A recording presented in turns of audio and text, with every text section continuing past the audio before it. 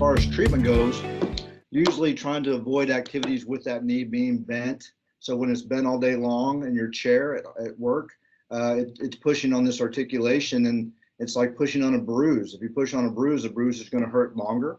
If you can kind of lay off of it and have your knee more straight, try to avoid the squatting, try to avoid the kneeling, try to avoid stairs for a little bit. Maybe take some anti-inflammatories over the counter if it's okay with your primary care physician.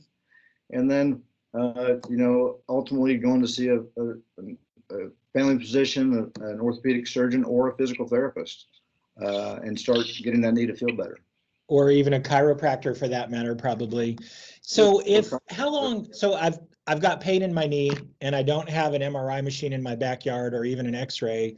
How long should I go with this pain kind of straightening my knee at my desk and laying off the mountain, and I still have knee pain? How long should I go before I say, hey, there's something wrong, I need to see a doctor for this?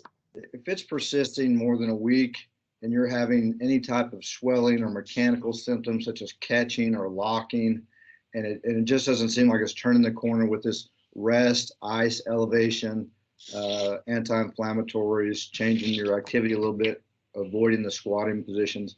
And if it doesn't get better, then contact your provider, whether it be your primary care, your chiropractor, your physical therapist, or your physician, to be evaluated.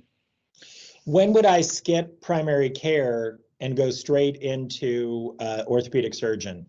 If I've had it a long time, or if it's real severe, or how would I know, hey, my primary care doctor is a great guy, but he's not actually going to help me with this?